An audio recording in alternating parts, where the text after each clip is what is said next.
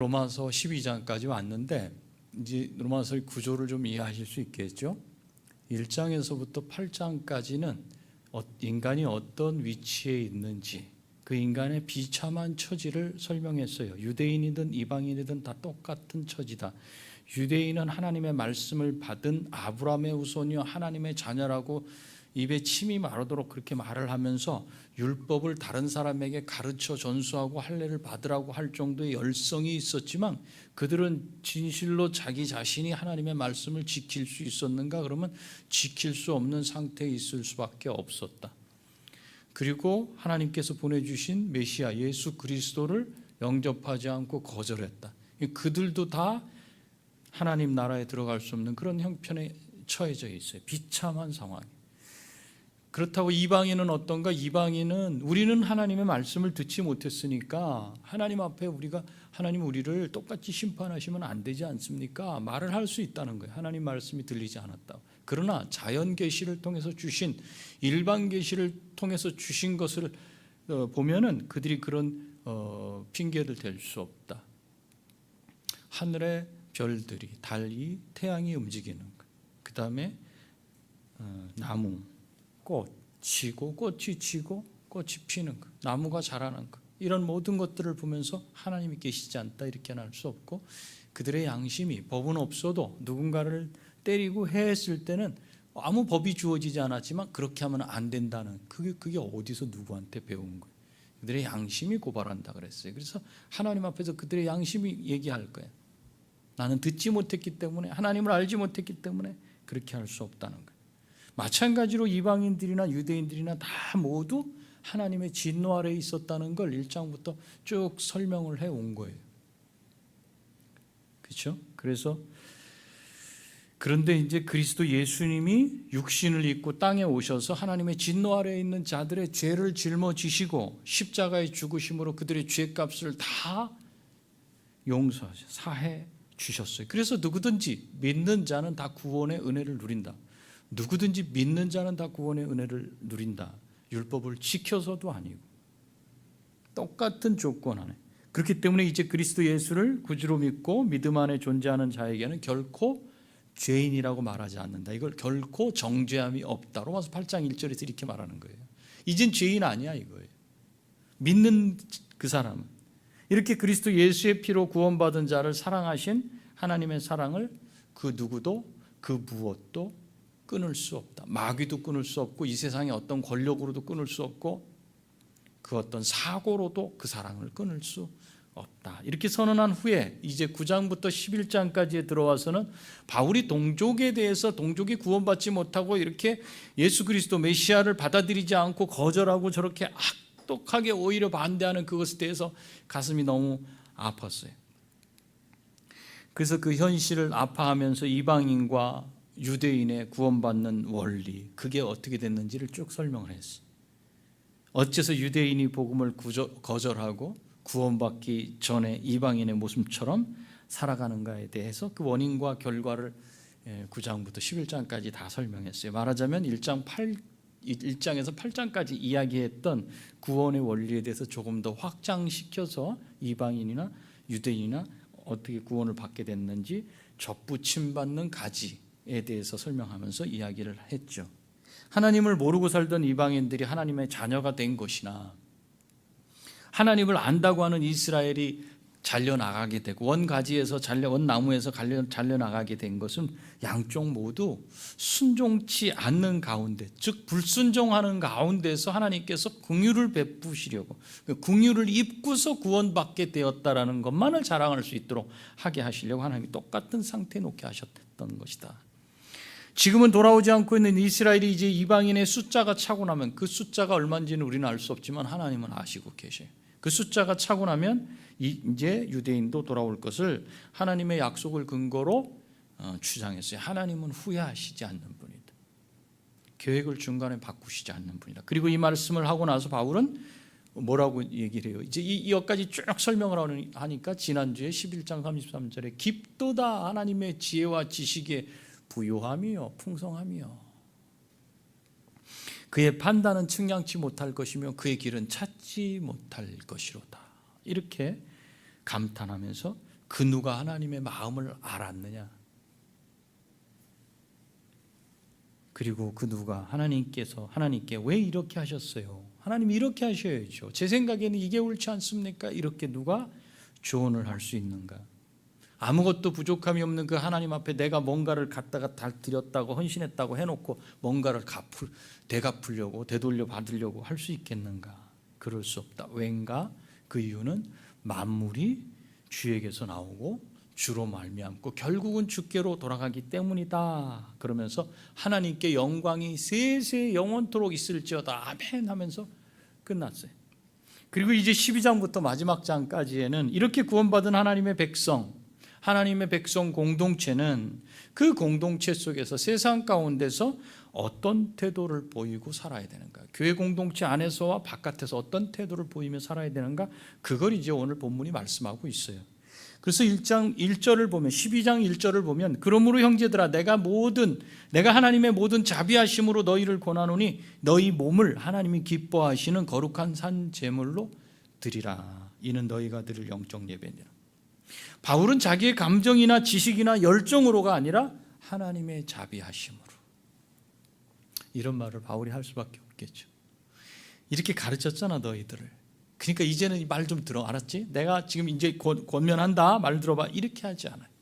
자기 자신도 다메섹 도상에서 스데반 집사 죽는 자리에서 그가 그 죽이는 것이 옳다고 하고 고개를 끄덕이며 도장을 찍어줬던 그 바울이 다메섹 도상에서 예수 그리스도를 만나고 나는 네가 핍박하는 예수라라는 그 음성을 듣고 사흘간 눈이 보이지 않고 하나님의 은혜를 경험하며 그 삶이 180도 돌아서게 된 그 은혜를 알고 있고, 누구든지 구원을 받는다면 그것은 자기의 열심과 자기의 행위가 아니라 그가 하나님의 말씀을 따랐기 때문이 아니라 믿음으로 되는 줄 알고 있기 때문에, 그 긍휼을 경험해서 되는 줄 알고 있기 때문에 바울이 여기서 하는 건 자기 지식, 하나님을 아는 지식을 근거로 강하게 이렇게 말하지 않아요. 너희를 권하노니 뭘로? 하나님의 자비하심으로. 하나님의 자비하심. 이렇게 해서 12장을 열어요. 그리고 그 권하는 대상은 누구예요? 형제들아. 그건 어떤 개인이 아니에요. 이제는 형제, 공동체를 말하고 있어요. 그 권하는 내용은 뭡니까? 너희 몸을 하나님 기뻐하시는 거룩한 산 제물로 드리라. 이렇게. 여기서 이제 몸, 이걸 우리가 이해를 해야 돼요. 여기서 몸이라고 표현된 단어는 그냥 몸 이렇게 이해하면 돼요. 우리 육체 이렇게. 바울 당시에는 이 헬라 철학에 물들어 있어서 그때 당시 이 몸을 좀 천박시했어요. 그리고 몸의 부정적인 영향력에서 자유롭게 되는 거예요. 이 몸이 막 그냥 뭔가를 행해가지고 자꾸 이렇게 사람을 힘들게 하고 하는 이런 것에서부터 좀 자유롭게 되는 것을 이상으로 여기는 사람들이 많았어요. 그래서 몸으로 짓는 죄가 만연해 있었던 시대예요. 그때 바울이 그 시대 그 교회를, 로마 교회를 향해서 하는 말은 몸을 제물로 드리라. 몸을 강조하고 있어요. 몸. 그 몸을 천박하게 생각해서 야 몸으로 그냥 마음껏 해도 돼. 이렇게 했던 그 시대였기 때문에 몸을 제물로 드리라 이러면서 몸을 강조하는 거예요. 그래서 몸을 다르게 해석하지는 말아야 돼요. 결국 삶 속에서 몸을 죄에게 내주지 말고 내 몸으로 행하는 모든 활동을 통해 하나님과 교제하는 그것이 예배가 돼야 된다. 이걸 말하고 있어요. 로마서 6장 13절을 보면 또한 너희 지체를 불의 의의 무기로 죄에게 내주지 말고 오직 너희 자신을 죽은 자 가운데서 다시 살아난 자 같이 하나님께 드리며 너희 지체를 의의 무기로 하나님께 드리라 이렇게 말씀하고 있는데, 여기서 바울이 말한 몸은 어떤 몸인가? 죄로 죽고 믿음으로 다시 살아난 신자의 거듭난 몸이에요. 그것을 뭐라 그래요? 죄로 죽고 믿음으로 다시 살아난 신자의 몸에 누가 거하셔요? 성령이 거하셔요. 그래서 우리는 성전이라고 얘기해요. 성령이 거하시는 성전은 거룩해야 돼요. 무슨 뜻이냐? 죄가 없어야 돼. 그래서 성전이에요 우리가. 그래서 그 몸으로 드리는 제사를 하나님은 기뻐하시는 거예요. 성령이 거하시는 그 사람의 몸으로 드리는 제사를 하나님이 기뻐하시는 거예요. 동물의 몸을 각을 뜨고 내장도 다 태워서 제사를 드린 것처럼 삶 속에서 내 몸을 온전히 태워서 하나님께 내 피, 기름, 몸을 다 드리듯이 예배해야 된다. 어떻게 하면 삶 속에서 피가 나죠? 몸이 터지죠? 부딪혀야 되죠. 부딪혀야 돼요. 이 몸은 항상 삶 속에서 나와 함께 해. 그래서 산 제사는 새 생명 얻은 새 삶을 가진 존재로 드리는 일평생의 예배예요. 우리가 육신의 장막을 벗기 전까지 드려야 되는 예배가 이 몸 예배예요. 그래서 그것은 생활 예배라고 그래요. 생활 예배. 삶을 통해서 드리는 예배. 그래서 삶을 통해서 예배가 안 되는데 주일에 예배하는 것은, 그 예배의 은혜를 받기를 사모하는 것은 바리새인들의 외식하고 똑같은 거예요. 삶 속에서 내 몸으로 드리는 예배가 없으면 주일의 예배는 형식이 된다는 말입니다. 왜? 의식을 따라서 일어났다 앉았다 하면서 찬양 부르고 이 의식, 형식을 쭉 따라가잖아요. 의식적인 예배가 될 수밖에 없다. 삶 속에서 피 터지고 몸이 터지고 마음이 상한 심령으로 이 자리에 있지 않는다면 의식이 될 수 있다. 그래서 삶 속에서 드리는 이 예배를 영적 예배라고 그래요. 영적이라는 말은 합리적이다, 합당하다, 신령하다 이런 뜻이에요. 이것이 왜 합당하고 합리적인가? 그저 주일에 모여 예배 드리는 것뿐 아니라 삶의 현장에서도 내 몸의 지체를 죄에게 내주지 않으려고 발버둥 쳤던, 그래서 하나님께 드린 삶이기 때문에 합당한 예배다 이렇게 말씀드립니다. 몸으로만 드리는 것이 아니라 몸의 지정의라는 회복된 지성과 정서와 의지가 있기 때문에, 이것이 몸에 플러스가 됐기 때문에 이게 합당하다 그래요. 믿지 않는 사람이 예배를 드리면 합당해요? 지성이 회복이 안 된 상태예요. 혼적인 지정의만 가지고 드리는 그 예배는 합당한 예배가 아니에요. 구약에서는요, 그래서 삶이 동반되지 않는 예배는 하나님께서 받으시지 않는다는 걸 분명히 하셔요. 우리 이거 분명히 알아야 됩니다. 이사야 1장에도 59장에도 아모스서에도 말씀이 나와요. 아모스 5장 21절 24절을 볼까요? 아모스 5장 21절 24절 제가 읽어드립니다. 내가 너희 절기들을 미워하며 멸시하며 너희 성회들을 기뻐하지 아니하나니. 예배 드리는 거 하나님 기뻐하시지 않는데, 때 맞춰 드리는 이걸 기뻐하시지 않는데 왜 그러시죠? 22절 너희가 내게 번제나 소제를 드릴지라도 내가 받지 아니할 것이요 너희 살찐 희생의 화목제도 내가 돌아보지 아니하리니. 헌금을 엄청나게 하고 예배로 찬양을 드리고 그냥 아멘 아멘 하는 거, 그거 내가 받지 않을 것인데 23절 내 노랫소리를 내 앞에서 그칠지어다. 찬양하지 마라. 내 비파소리도 내가 짓지 아니하리라. 오직 정의를 물같이 공의를 마르지 않는 강같이 흐르게 할지어다. 과부와 고아를 돌보며 삶 속에서 불쌍히 여길 자를 불쌍히 여기고 공정하게 사람을 대하지 않고, 내가 너를 건져준 것처럼 1만 달란트 빚진 자라면 다른 영혼을 긍휼히 여기는 그 삶으로 갔어야 되는데 100데나리온 빚진 자를 붙잡고 그냥 그렇게 악착같이 살은 네 예배를 나는 받지 않겠다. 이거. 그렇게 해서 벌어온 그걸로 헌금하는 거 나는 그거 즐겨받지 않는다. 주중에 살아낸 삶을 예배당에 나와서 고백하며 그럼에도 불구하고 죄에 기울었던 마음을 회개하고 붙들어 주시기를 하나님의 자비에 맡기고 의지하는 시간이 예배당에서의 예배, 주일 예배의 자리예요. 삶의 현장에서 이 부딪힌 피 튀기고 피를 말리는 고통 가운데 정말 죄 짓지 않기 위해서 하나님 앞에 발버둥 쳤던 그것이 없는 그 예배는 외식이 된다는 거, 하나님 기뻐 받으시지 않는다는 그 삶. 그래서 산 제물로 드리라 이거예요. 이것이 너희의 영적 예배다. 삶의 현장에서 자신의 몸을 하나님이 원하시는 대로 드리려고 살아낸 그 흔적이 하나님이 기뻐하시는 거룩한 산 제사가 되는 거예요. 그러면 우리 몸을 거룩한 산 제사로 드린다는 건 도대체 무슨 뜻인가? 2절 말씀이에요. 2절 읽어볼까요? 너희는 이 세대를 본받지 말고 오직 마음을 새롭게 함으로 변화를 받아 하나님의 선하시고 기뻐하시고 온전하신 뜻이 무엇인지 분별하도록 하라. 먼저 이 세대를 본받지 말고 베드로전서 1장 14절 세 번역으로 보니까 순종하는 자녀로서 여러분은 전에 모르고 쫓았던 욕망을 따라 살지 말고 이렇게.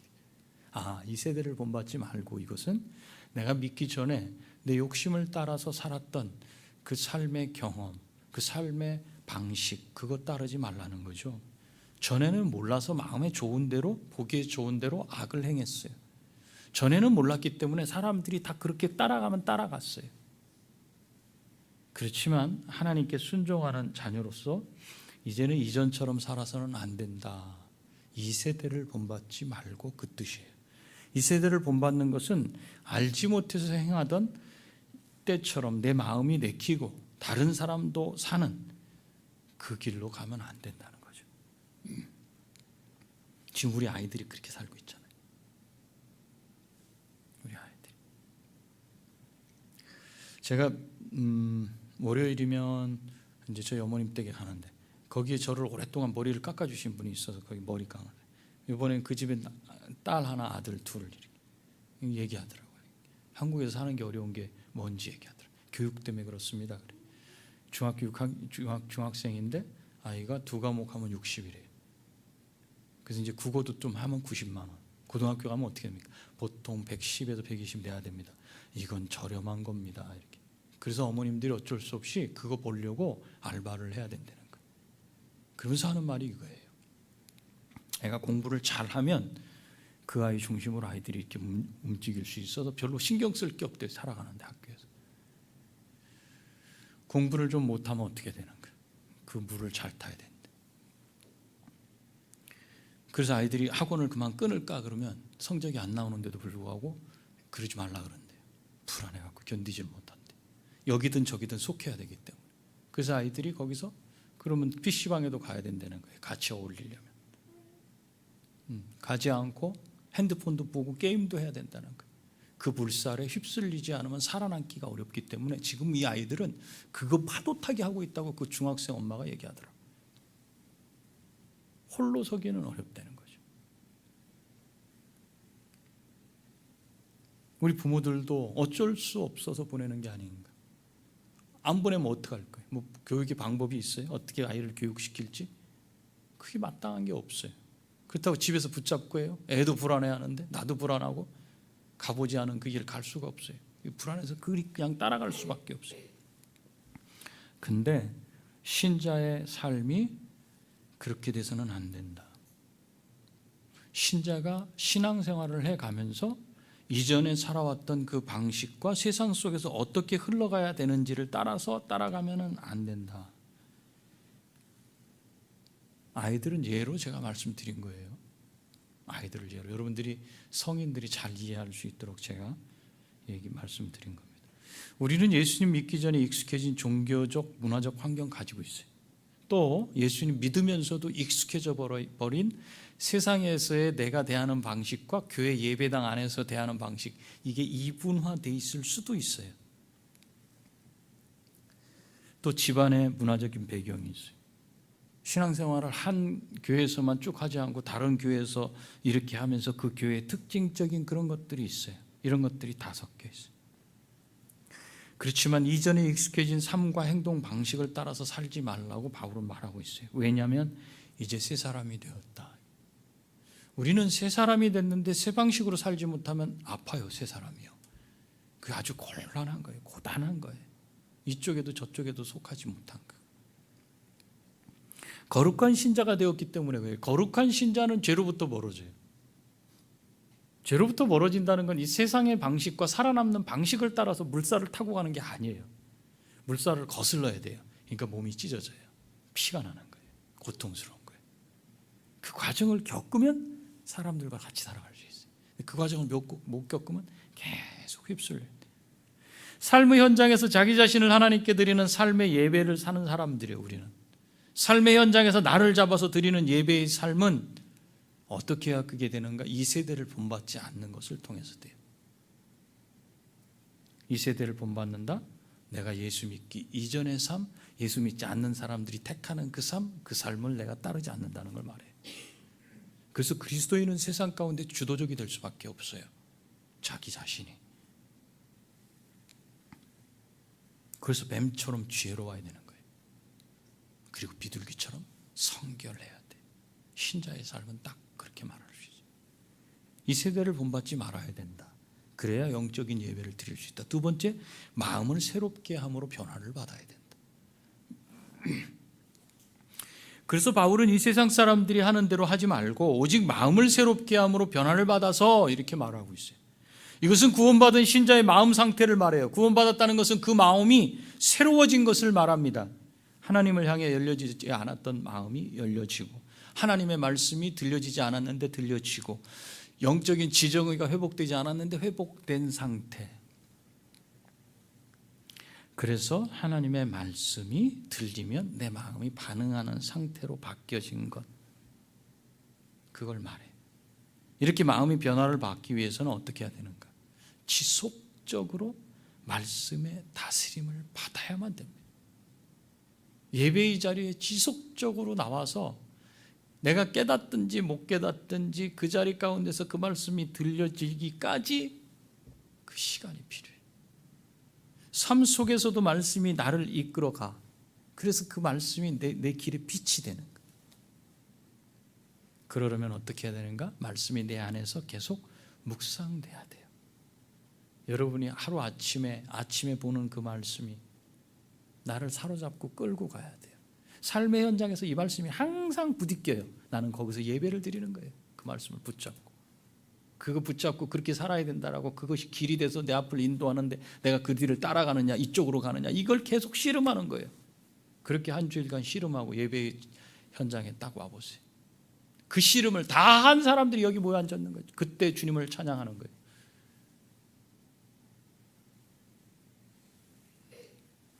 세 번째는 분별하는 삶. 분별하는 삶. 그것이 산제사다. 기뻐하시고 하나님의 선하시고 기뻐하시고 온전하신 뜻이 무엇인지 분별하도록 하라. 분별하는 그것이 산제사예요. 말씀이 묵상되어지면 하나님의 선하시고 기뻐하시고 온전하신 뜻이 무엇인지 분별하는 데까지 가게 돼요. 아, 이걸 원하시는 거, 이걸. 삶 속에서 이게 경험이 되어지면 궁금하지 않겠어요? 그 다음날 또 말씀을 보고 주님, 제가 여기서 지금 어떤 길로 가야 될까요? 이렇게. 그래서 하나님의 뜻을 분별할 수 있어요. 하나님의 뜻을 모르는데 어떻게 감사가 나오고 기뻐할 수 있죠? 여러분, 매달 감사헌금을 들어. 매주 내가 감사헌금, 이번 주에 감사합니다. 근데 하나님의 뜻을 모르는데 무슨 감사를 드리죠? 무슨 감사헌금을 해요? 정해져 있기 때문에 드리는 건가요? 하나님 앞에? 잘 생각해 보세요. 왜 감사를 해요? 내가 원하는 대로 가정이 무탈해. 남편이 쭉쭉 열려졌어. 자녀들이 건강히 잘 살고 있어. 그것에 감사해. 그래서 감사헌금해. 누구 뜻을 따라하는 거죠? 내 뜻을 따라하는 감사예요. 이것이. 하나님의 뜻을 모르면 내 뜻을 따라서 하나님 앞에 나가요. 성경을 보지 않고 묵상하지 않으면서 나오는 감사와 신앙의 고백은 내 의지와 내 감정과 내 뜻에 맞는 것이 될 수 있어서 주의하셔야 돼요. 이 정도 드리면 우리 하나님께서도 기뻐하시겠지? 5천만 원? 하나님이 돈이 없어요? 주의하셔야 돼요. 하나님의 뜻을 알기 위해서는 말씀을 묵상하고 설교를 잘 들어야 돼요. 못 알아듣겠으면 기도하고 연구해. 목사를 찾아오시고 상담을 해야지. 다시 설명을 요구해야 돼. 내 뜻대로 해석하면 안 돼요. 사실 성경을 따라서 설교하고 교리를 좀 설교하고 일명 무슨 주의라고 하는 그런 교회에서 하는 설교, 이런 건 딱딱해. 그래서 말씀을 들을 때 냉랭해. 어렵다고도 하고, 그래서 재미있게 해야 하지 않나 하는 유혹을 설교하는 사람은 항상 받아요. 막 웃기도 하고 그냥 울그락불그락 그냥 막 그렇게 돼야 되지 않나. 전통적인 예배를 고집하는 예배당에서는 눈물도 없고 감동도 없어요. 이유가 뭡니까? 이유가 하나님의 말씀이 내게 다가오지 않아서 그래요. 하나님과 인격적으로 교제가 되어야 하는데 이게 주중에 이루어지지 않았기 때문에 그래요.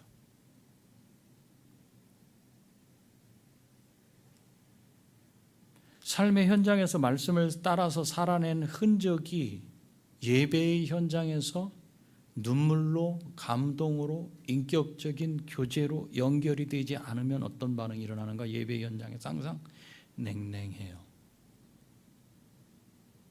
은혜가 없다 그래요. 은혜는 여기서 받는 게 아니에요. 이미 주중에 하나님과의 교제 가운데 찢어지고 깨져가지고 마음이 상한 상태로 여기 들어와 있는 거예요. 그러면 들어와서 앉는 순간 거기서 눈물이 터지는 거예요. 거기서 하나님 앞에 감사가 나오는 거예요. 감사 헌금을 거기서 해요. 하나님, 한 주간의 삶을 제가 뒤돌아보니까 하나님이 나를 인도하실 때 제가 얼마나 갈등을 많이 했는지 모르지만 제가 실패하지 않고 그 길 견뎌내게 하심에 감사합니다 하고 지나온 일주일을 딱 돌아보니까 이건 그냥 감사가 아니라 눈물로는 말을 하지 못할 그런 험난한 과정을 걸어왔어. 거기서 감사. 뭐 때문에 감사해? 잘 싸우게 하셔서 감사.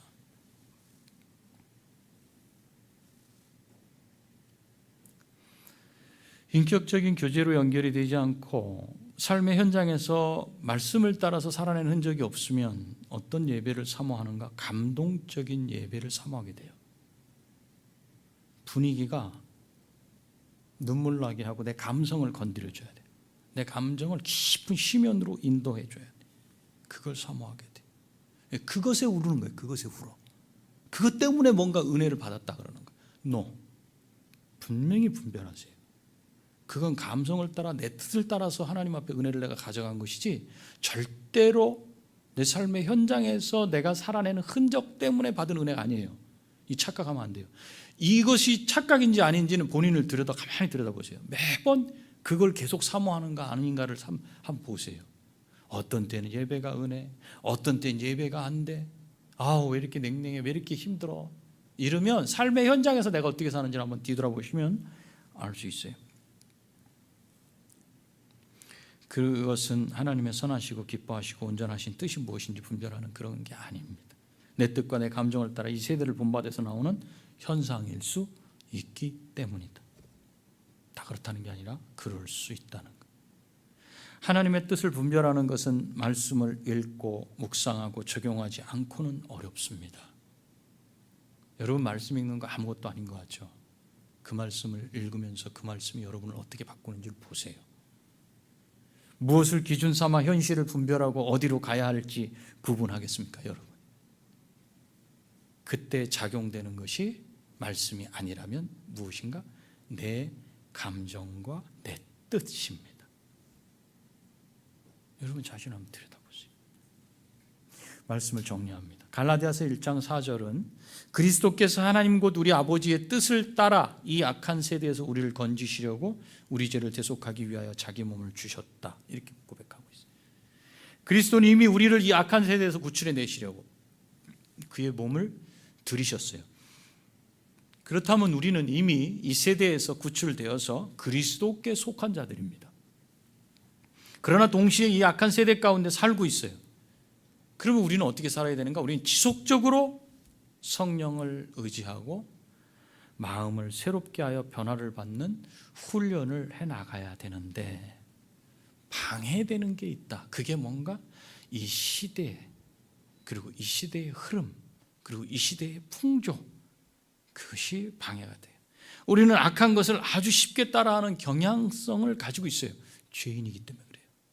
이전에 우리가 죄인이었기 때문에 우리는 아주 악한 걸 쉽게 따라해요. 우리 아이들 보세요. 가르쳐주지 않아도 안 좋은 건 금방 배워버려요. 그걸 보면 알 수 있어요. 근데 세상은 눈에 보이고 느껴지고 만져지고 모든 사람이 답습하는 가는 그 길을 따라가요. 신자는 그래서 그 길을 분별하며 그리스도를 본받아야 돼요. 왜? 그리스도를 닮아가는 교회. 우리 교회는 그리스도를 닮아가는 교회. 닮은 교회가 아니라 닮아가는 교회. 매일매일 닮아가는 교회. 왜? 그 길을 분명하게 분별하기 위해서. 이 그리스도를 닮아가는 길, 이 길과 세상에 가는 그 길은 정반대. 그렇지만 동전의 양면같이 이게 붙어 있어요. 그게 분별이 어려워요. 몸을 따라서 살던 이전의 삶이 말씀을 따라 살려는 새 생명의 삶에 계속 태클을 걸고 방해를 해요. 매번 내 안에서 싸움이 일어난다는 말이죠. 그걸 이기려면 시선을 주님과 주의 말씀에 두어야 되는데, 그런데 이것이 일평생 싸워야 되는 싸움이기 때문에 때로는 지쳐요. 고단해요. 그럴 때면 여지없이 나를 넘겨뜨리는 이 세력은 지치지도 않고 덤벼들어요. 이게 신자의 어려움이에요. 그 누구도 섰는가 싶으면 넘어져. 그래서 목회 사역을 수십 년간 잘하시고 은퇴를 앞둔 목회자가 그냥 고고 마지막에 넘어지는 이유, 그게 바로 이 세력은 절대로 힘이 빠지지 않기 때문에 그래요. 나를 넘겨뜨리려는 이 세상의 세력. 또 신자들이 무리를 빚고 옥살이를 한다든지 사회적으로 예수님의 이름에 먹칠을 하는 그런 경우, 좋지 않는 냄새를 풍기는 이유가 바로 여기 있어요. 그들은 지치지 않아요. 절대로. 우리도 지치지 않을 수 있어요. 성령을 의지하고 말씀을 붙잡고 갈 때. 그러나 이 세대 속에서 우리 몸이 뜯어지는, 피가 터지고 몸이 깨지고 피를 흘리는 그 싸움이 이 땅 가운데 진행된다는 거예요. 아파요. 신자의 삶. 말씀을 듣고 묵상해야 됩니다. 읽고 묵상해야 됩니다. 말씀을 묵상하면서 계속 그 입으로 중얼 또 다시 찾아보고 또 그 단어를 중얼 그렇게 하면서 찬양과 기도와 회개와 감사가 우리 생활 속에서 이루어져야 돼요. 말씀은 없고 삶의 정황, 사건, 사고만 있으면 신자의 삶이 감정적이 됩니다. 쉽게 흔들리고 시험에 들어갑니다. 그렇게 해서는 하나님의 뜻을 발견하기는 어렵습니다. 예배에서 은혜를 누리기 어렵습니다. 아멘이 안 나오죠. 삶의 예배는 말씀을 근거로 살아낸 흔적을 말해줍니다. 여러분이 예배 가운데 은혜를 받았습니다. 그러면 그것은 지금이 아니라 이미 일주일 동안의 삶 속에서 내가 하나님과의 교제가 풍성히 이루어지고 씨름하고 싸워오고 피가 터졌습니다. 이걸 말해주는 거예요. 이 흔적을 가지고 예배에 참여할 때 그 자리는 눈물로 회개하며 하나님께 감사하고 기뻐하며 기도의 가슴이 터지는 자리가 되는 겁니다. 말씀을 듣고 들은 말씀을 삶 속에서 살아내려고 한번 애써 보세요. 그래서 여러분 주보에 보면 제가 맨 밑에 요만한 메모칸이 있죠. 거기에는 주보 설교의 내용을 적으라는 게 아니에요. 그날 말씀을 여러분들이 듣고 그걸 한 줄이나 두 줄로 탁 요약해갖고 그걸 붙잡고 씨름하는 거예요. 한 주일 내내. 그러면 우리 몸으로 하나님께 예배를 드리게 됩니다. 삶의 현장에서. 그 예배를 하나님은 합당한 예배로 받으십니다. 그렇게 되면 이 세대의 삶의 방식과 감정을 부추기는 일을 사모하지 않게 됩니다. 진득하고 깊은 하나님과의 인격적인 교제로 날마다 감사와 기쁨과 회개와 찬양이 쉼이 없게 돼. 그 사람의 예배가 깊어요. 이런 은혜가 여러분 모두에게 임하기를 축복합니다. 기도하시겠습니다. 좋으신 아버지, 우리가 예수 그리스도의 피로 건짐받고 우리를 이제는 죄인이라고 정죄할 수 없으며 우리는 죄사함 받은 거룩한 하나님의 백성, 의인이 된 것을 믿습니다. 그러나 이 땅에서의 우리의 삶은 영적 전쟁 가운데 있음을 고백합니다. 우리 몸을 우리가 가는 곳마다 우리 육신의 장막을 벗기 전까지는 이 몸이 따라다니는데 이 몸으로 행하고 몸이 가는 그곳 가운데서 하나님 앞에 우리 몸을 잡아서 주님의 말씀에 합당한 주님의 말씀을 따른 그 예배를 드릴 수 있도록 그 삶을 아버지 앞에 올려드릴 수 있도록 우리를 붙들어 주시옵소서. 이 세대를 본받지 않게 하시고 그 마음이 새롭게 변화받은 것을 믿고 말씀을 따라 하나님의 선하시고 기뻐하시고 온전하신 뜻이 무엇인지 분별할 수 있도록 은혜를 내려 주시옵소서. 그런 삶을 주일에 예배에 나와서 고백하며 하나님의 은혜를 또한 갑절로 받아 누리는 신자들 다 될 수 있도록 복을 내려 주시옵소서. 예수님의 거룩하신 이름으로 기도하옵나이다. 아멘. 하늘에 계신 우리 아버지여, 이름이 거룩히 여김을 받으시오며 나라가 임하시오며 뜻이 하늘에서 이루어진 것 같이 땅에서도 이루어지이다. 오늘 우리에게 일용할 양식을 주시옵고 우리가 우리에게 죄 지은 자를 사하여 준 것 같이 우리 죄를 사하여 주시옵고 우리를 시험에 들게 하지 마시옵고 다만 악에서 구하시옵소서. 나라와 권세와 영광이 아버지께 영원히 있사옵나이다.